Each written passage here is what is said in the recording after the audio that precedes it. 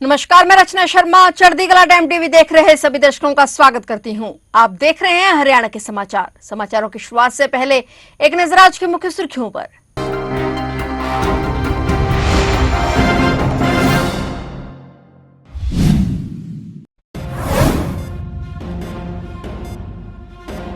मुख्यमंत्री नायब सिंह सैनी से मिले आर्मी चीफ। संत कबीर कुटीर में मुख्यमंत्री से की शिष्टाचार भेंट। कई मुद्दों पर हुई चर्चा।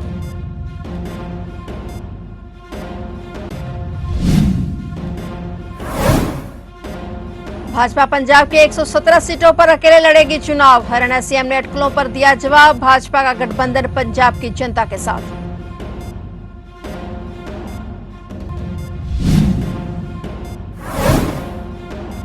अब 3 साल के अनुभव के बिना नहीं बन सकेंगे सिविल जज। हरियाणा में लागू हुए नए नियम। विभिन्न अदालतों के लिए बड़ी खबर।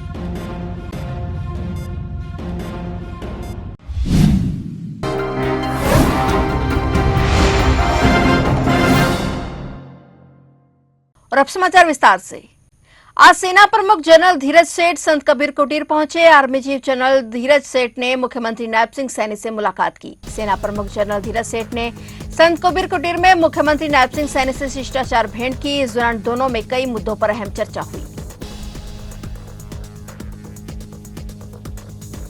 हरियाणा के मुख्यमंत्री नायब सिंह सैनी ने पंजाब में बीजेपी और अकाली दल के गठबंधन को लेकर तस्वीर साफ कर दी है। एक प्रेस कॉन्फ्रेंस के दौरान उन्होंने पीएम मोदी और सुखबीर सिंह बादल की मुलाकात को सामान्य बताया। सीएम नायब सैनी ने कहा कि भारतीय जनता पार्टी का गठबंधन पंजाब की जनता के साथ है। उन्होंने ये भी कहा कि प्रधानमंत्री के साथ हुई बैठक और राजनीतिक नजरिए से नहीं देखा जाना चाहिए। सीएम सैनी ने ये बात कह रहे थे कि जब उनसे 2027 के पंजाब विधानसभा चुनाव में भारतीय जनता पार्टी और श्रोमणी अकाली दल के बीच फिर से गठबंधन की संभावना के बारे में पूछा गया। पिछले सप्ताह नई दिल्ली में प्रधानमंत्री नरेंद्र मोदी और अकाली दल अध्यक्ष सुखबीर सिंह बादल के बीच बैठक हुई थी, जिसके बाद दोनों नेताओं की मुलाकात से कयास लगाए जाने लगे थे कि पंजाब में श्रोमणी अकाली दल और बीजेपी के बीच गठबंधन हो सकता है। हरियाणा के मुख्यमंत्री ने गठबंधन को नकारते हुए मीडिया कर्मियों से कहा कि पंजाब की जनता अब समझ गई है कि राज्य का विकास और लोगों का कल्याण केवल डबल इंजन सरकार से ही संभव है। यानी बीजेपी पंजाब विधानसभा की सभी 117 सीटों पर चुनाव लड़ेगी। पार्टी की ओर से अकेले अपने दम पर चुनाव लड़ने की पूरी तैयारी कर ली गई है। विभिन्न अदालतों में प्रैक्टिस कर रहे वकील अब न्यूनतम 3 साल की वकालत करने के बाद ही सिविल जज बन सकेंगे। इतना ही नहीं, जज बनने के बाद विभागीय परीक्षा उत्तीर्ण किए बगैर वेतन वृद्धि का लाभ भी नहीं मिलेगा। हालांकि 5 साल के अनुभव वाले सिविल जज को जूनियर डिवीजन से सीनियर डिवीजन में पदोन्नति मिल सकेगी। मुख्य सचिव अनुराग रस्तोगी ने पंजाब सिविल सेवा न्यायिक शाखा हरियाणा संशोधन नियम 2026 अधिसूचित कर दिए हैं, जो तुरंत प्रभाव से लागू हो गए हैं। न्यायिक सेवा में 2 ग्रेड सिविल जज और सिविल जज निर्धारित किए गए हैं और संशोधित नियमों के अनुसार सिविल जज बनने के लिए आवेदन करने के इच्छुक वकील के पास राज्य बार एसोसिएशन से 3 साल के लिए अधिवक्ता के रूप में प्रैक्टिस करने का प्रमाण पत्र होना चाहिए।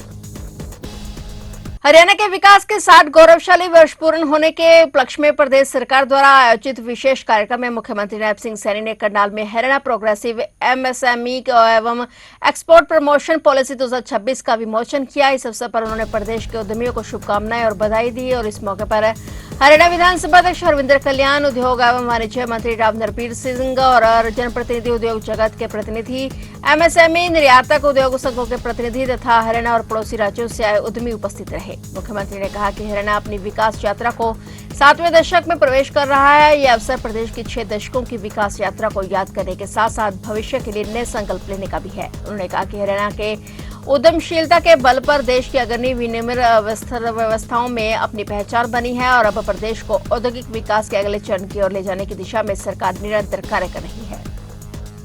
मैं बधाई देता हूं कि Haryana progressive MSME and export promotion policy 2026 आज वो लॉन्च हुई है। एक बहुत इस पॉलिसी के अंदर हमारे जो एमएसएमई से उनको जिस प्रकार की वो डिमांड्स मांग करते थे उसको ध्यान में रखते हुए आज ये पॉलिसी जारी की है और हमें पूरा विश्वास है क्योंकि इससे एक बहुत बड़ा हरियाणा को निवेश भी आएगा। निवेश के साथ साथ रोजगार यहाँ खड़ा होगा। हरियाणा जो देश के यशस्वी प्रधानमंत्री आदरणीय मोदी जी ने कहा है कि ये विकसित भारत, विकसित हरियाणा एक महत्वपूर्ण वो ग्रोथ इंजन के रूप में काम करेगा। और इस पॉलिसी के बाद बहुत सारे इन्वेस्टर्स हरियाणा में निवेश करेंगे। हमने उन सब का इस पॉलिसी के माध्यम से हर विषय को लेकर के सरल और सुविधाजनक उसको बनाया है। मैं आज इस लॉन्चिंग के अवसर पर सभी को बहुत बहुत बधाई और शुभकामनाएं। 5 लाख नौकरियों की बात कही गई है कि 5 लाख रोजगार जो है इससे जनरेट हो। क्या इस नीति को शिक्षण संस्थानों से या फिर जो तकनीकी संस्थानों की इस तरह की डिमांड वैसा कुछ किया जाएगा? देखिए, इसके लिए किस प्रकार का स्किल हमें युवा चाहिए। पिछले दिनों हमने जब अपनी इंडस्ट्रियल पॉलिसी लॉन्च किया था, उसके बाद भी उससे हमने जो बड़े इंडस्ट्रियलिस्ट हैं उन सब से जो हमारी ITIs है, ITIs के साथ MOU साइन हुआ था कि वहां पर उनको किस प्रकार का स्किल युवा चाहिए, वो वहां पर उस प्रकार का स्किल युवा तैयार हो सके। और उसको लेकर के हमारे हरियाणा के यूथ को इसका बड़ा लाभ मिलेगा। हमने उस पॉलिसी के अंदर ये भी कहा था कि जो हमारा अगर हरियाणा के युवा उसके अंदर रोजगार देते हैं तो उसको 1 लाख रुपए की सब्सिडी हम प्रति बच्चा उसको देंगे। और अगर कोई दिव्यांग या महिला होगा तो उसको 1,20,000 रुपए देने का काम हम करेंगे। हमने अपनी पॉलिसी के अंदर किया। इसका बड़ा एक पॉजिटिव रिस्पांस हमारी इस पॉलिसी का भी गया है, पूरे देश के अंदर गया है। और अब जब आज हमने MSME की पॉलिसी जारी की है, इसका भी एक पूरे देश के अंदर अच्छा प्रभाव हो गया है। हर घर तिरंगा अभियान के तहत करनाल में भाजपा प्रदेश अध्यक्ष डॉक्टर अर्चना गुप्ता के नेतृत्व में नेहरू चौक से भगवान परशुराम चौक तक भव्य तिरंगा यात्रा निकाली गई। हाथों में लहराते तिरंगे, गूंजते भारत माता के जयकारे और देशभक्ति के नारों से पूरा शहर राष्ट्रभक्ति के रंग में रंगा हुआ नजर आया। यात्रा में भाजपा कार्यकर्ताओं, नेताओं, युवाओं और हर वर्ग के लोगों ने उत्साहपूर्वक भाग लिया। भाजपा प्रदेश अध्यक्ष डॉक्टर अर्चना गुप्ता स्वयं हाथ में तिरंगा लेकर यात्रा में आगे बढ़ी। प्रदेश अध्यक्ष के नेतृत्व में यात्रा में शामिल लोग भारत माता की जय के नारे लगाते हुए आगे बढ़ते रहे। यात्रा में जिला प्रभारी भारत भूषण जुआल, जिला अध्यक्ष प्रवीण लाठर, करनाल के विधायक जगमोहन आनंद, मेयर रेणुबाला गुप्ता सहित पार्टी के पदाधिकारी, जनप्रतिनिधि, कार्यकर्ता और बड़ी संख्या में शहरवासी शामिल हुए। भाजपा प्रदेश अध्यक्ष डॉक्टर अर्चना गुप्ता ने कहा कि तिरंगा 140 करोड़ नागरिकों की आन बान और शान है और भारत माता की अस्मिता, स्वाभिमान और राष्ट्र गौरव की जीवंत प्रतीक है। उन्होंने कहा कि हर घर तिरंगा अभियान का उद्देश्य राष्ट्र गौरव और देशभक्ति की भावना को जन जन तक पहुंचाना है। तिरंगा यात्राएं पूरे के पूरे हरियाणा प्रदेश में 90 विधानसभाओं में 370 मंडलों में हमारे कार्यकर्ताओं द्वारा आयोजित कुछ जगह आज है करी जा रही हैं और सब जगह होंगी। आज हमारे हरियाणा के यशस्वी मुख्यमंत्री जी ने लाडवा से इस यात्रा का शुभारंभ किया है और इसी कड़ी में यात्राएं चलती जाएंगी। आप सबके चैनल्स के माध्यम से मैं सभी विद्यार्थियों से, युवाओं से, सभी समाज के लोगों से, सभी संस्थाओं से यही आह्वान करती हूँ कि आपके मंडल में, आपकी विधानसभा में जहाँ भी तिरंगा यात्रा का आयोजन हम कर रहे हैं, आप सब वहाँ पर अवश्य पहुंचे। हरियाणा में बीजेपी अब तिरंगे के सहारे देशभक्ति का संदेश देने मैदान में उतरने जा रही है। यमुनानगर जिले के चारों विधानसभाओं में 12 से 14 अगस्त तक भव्य तिरंगा यात्रा निकाली जाएंगी। रादौर में कृषि मंत्री श्याम सिंह राणा खुद यात्रा की अगुवाई करेंगे तो जगाधरी में पूर्व कृषि मंत्री कंवरपाल गुर्जर मोर्चा संभालेंगे। वहीं साडौरा और यमुनानगर विधानसभा में भी बीजेपी के बड़े नेता तिरंगे के साथ सड़कों पर उतरेंगे। इस दौरान राहुल गांधी के छात्रों से जुड़े गूंज कार्यक्रम पर कंवरपाल गुर्जर ने कांग्रेस पर तीखा हमला बोला। उन्होंने कांग्रेस और उसके सहयोगी दलों को छात्रों का सबसे बड़ा दुश्मन बता दिया। माननीय प्रधानमंत्री जी ने एक बात कही कि देश की आजादी का जो उत्सव है ना जी, वो खाली एक फॉर्मेलिटी नहीं होनी चाहिए कि 15 अगस्त है क्या तो वहां कोई मंत्री आया उसने झंडा फहरा दिया बस बात खत्म होगी। वहां तक कुछ सरकारी कर्मचारी और कुछ वहां स्कूल से बच्चे ले आए तो बस वो वहां तक ही नहीं होना चाहिए, बल्कि जनता का उत्सव बनना चाहिए किसी प्रकार से। जैसे हमारे और उत्सव हैं, दिवाली है, दशहरा है, और उत्सव हैं, तो ऐसा ही एक उत्सव देश में होना चाहिए और उसमें देशभक्ति की भावना आनी चाहिए लोगों में, खूब लोगों में चर्चा होनी चाहिए। तो इसलिए उन्होंने एक प्रोग्राम ये पूरे देश में दिया कि भाई उस दिन तिरंगा यात्रा सारी जगह निकलेगी। तो पूरे देश में इस प्रकार के प्रोग्राम है। हरियाणा में भारतीय जनता पार्टी ने भी इस प्रकार का प्रोग्राम निश्चित किया और 14 तारीख को हम अपनी तिरंगा यात्रा जो है वो प्रताप नगर से शुरू करेंगे, प्रताप नगर से लिद्दी और लिद्दी से छछरौली, छछरौली से जगाधरी शहर में घूमते उसको पूरी करेंगे, ताकि एक देश में अपना पूरे इलाके में एक पूरा देशभक्ति का माहौल, वही लोग शामिल होंगे, वही लोग सारे जय जयकार करेंगे, तो उससे अच्छा एक माहौल बनेगा। हमारा 14 तारीख का कार्यक्रम है। सावन का पवित्र महीना और भगवान भोलेनाथ का पर्व सावन शिवरात्रि के मौके पर आज हर तरफ हर हर महादेव के जयकारे गूंज रहे हैं। सुबह से ही अंबाला छावनी के प्राचीन हाथी खाना मंदिर में श्रद्धालुओं की लंबी कतारें देखने को मिल रही हैं। भक्त भगवान शिव का जलाभिषेक और दुर्गाभिषेक कर सुख समृद्धि की कामना कर रहे हैं। मंदिरों में हर हर महादेव और बम बम भोले के जयकारों से पूरा माहौल शिव में नजर आ रहा है। हर साल सावन शिवरात्रि पर भगवान शिव का जलाभिषेक करने मंदिर आते हैं और खास तौर पर मान्यता यह है कि जो भी सावन में भगवान शिव की पूजा अर्चना करता है उसकी सभी मनोकामनाएं पूर्ण होती हैं।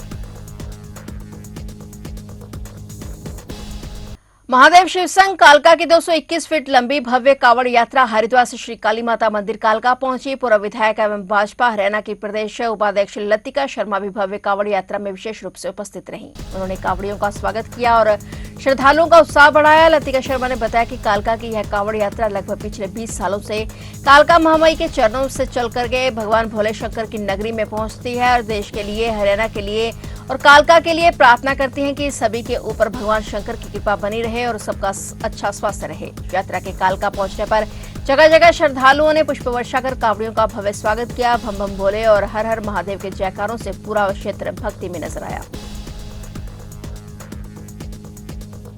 हमारी शिव कावड़ यात्रा जो कि लगातार वर्षों से, मैं तो ये कहूंगी कम से कम 20 साल से भी ये लगातार कालका महामाई के चरणों से चल करके यहाँ से भगवान भोले शंकर की नगरी में पहुंचती है।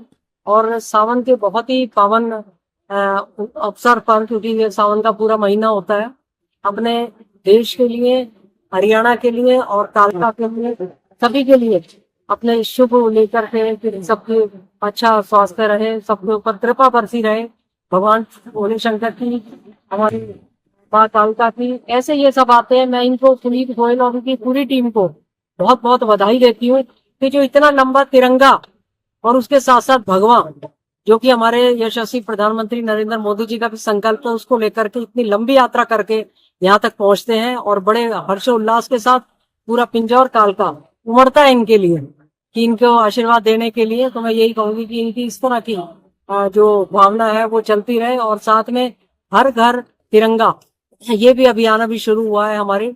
और तिरंगा जो कि हमारा सबका मान सम्मान का प्रतीक है, हमारे राष्ट्र की भावना के लिए हमारे शहीदों को नमन करते हुए हर घर तिरंगा भी मैं सबसे अनुरोध करूंगी कि उसका भी अपने घर पे लगाएं। और स्वाभिमान के साथ जो हमारा स्वाभिमान है तिरंगा, उसको लेकर के मैं सबको बहुत बहुत शुभकामनाएं देती हूँ। शुभकामनाएं के साथ धन्यवाद।